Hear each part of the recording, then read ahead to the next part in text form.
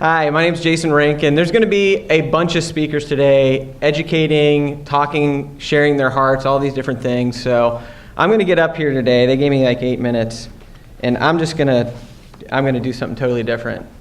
So you see this cute kid here? This cute kid is my son. Isn't he cute?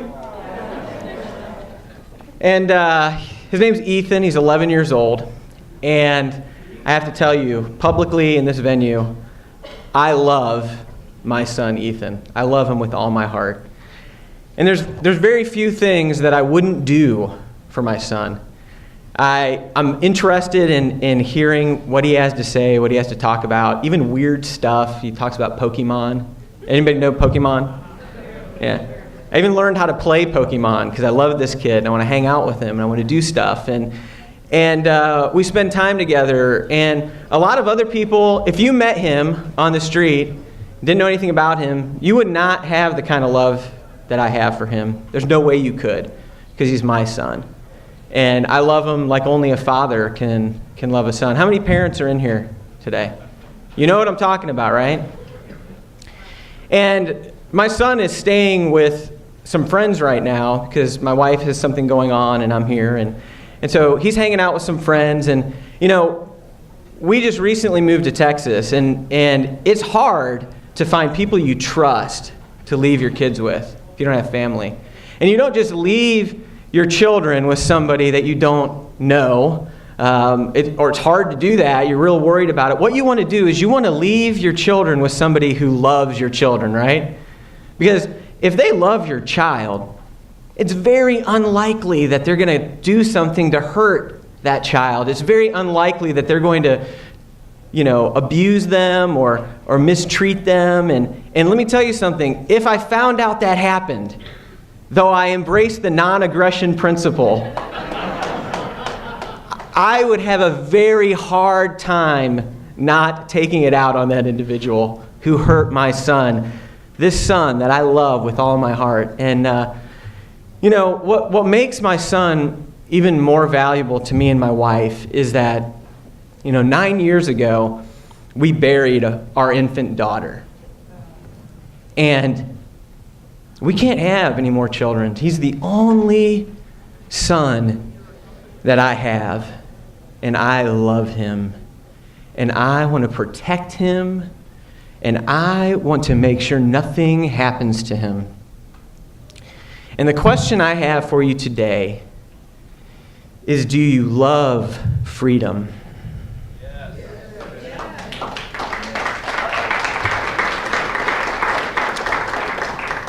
It's not, do you prefer it?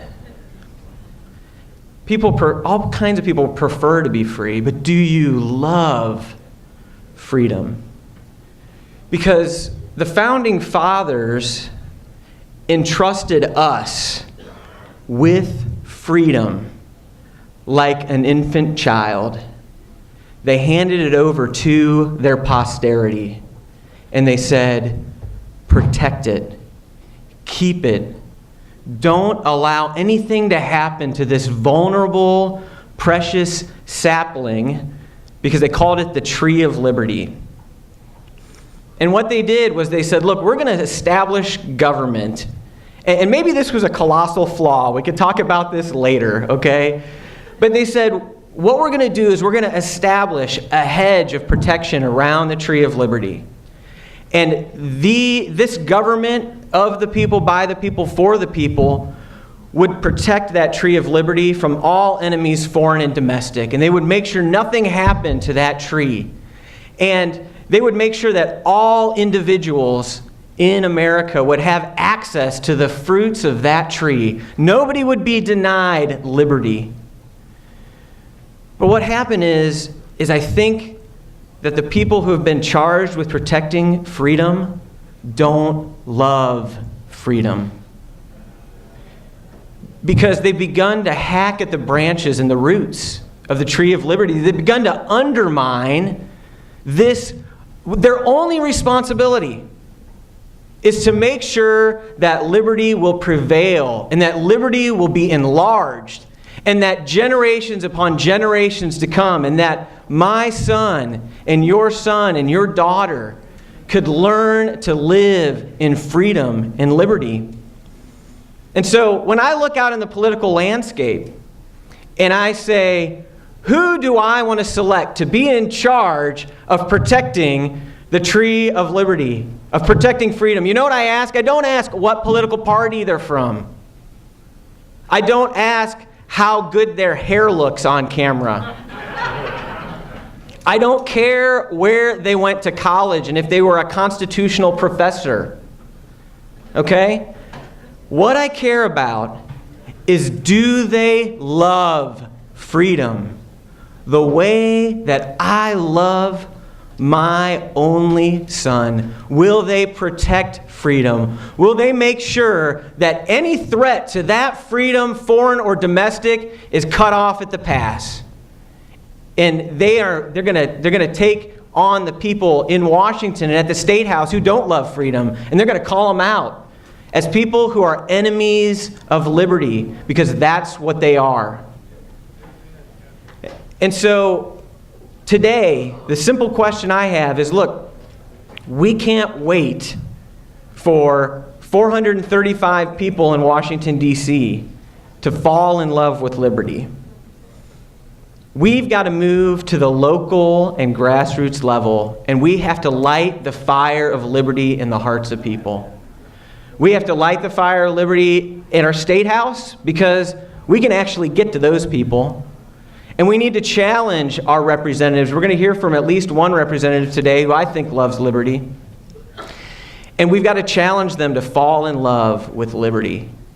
And so, with the Foundation for Free Society, you see our banner here, and I'm not going to do this huge commercial. I'm going to tell you, people love swag, right? So you can get a free DVD. We'd love for you to give us a donation today, and you will do. You can get a drink koozie. How about that? Something useful? We got some donation cards out there. You know, we have partnered with the 10th Amendment Center and have been the major sponsor of these events across the country. And all I want to ask you today is, I just want to ask you, if you believe that this event was profitable, valuable, if you'd like to see this happen all across the country, will you please support us to whatever level that you can, because we will ensure that this message continues to go on. And what we are going to continue to do, other than these types of conferences, is we want to reach out to the young people, the next generation that is rising up, the generation that is looking for something to give their lives to, because they look at this world and they don't see much. And they've been left with a lot of broken promises and piled up debts. And you know what? I talk to these people and they love freedom once they understand what it's all about. So our mission, the Foundation for a Free Society, think of it this way. Our mission is to try to get people to fall in love with freedom. And the way that we do that is through educating them, through multimedia, videos, our radio show, lots of other things. Please support us. Please support the 10th Amendment Center. I thank you for coming out today, and let me brag on my son a little bit.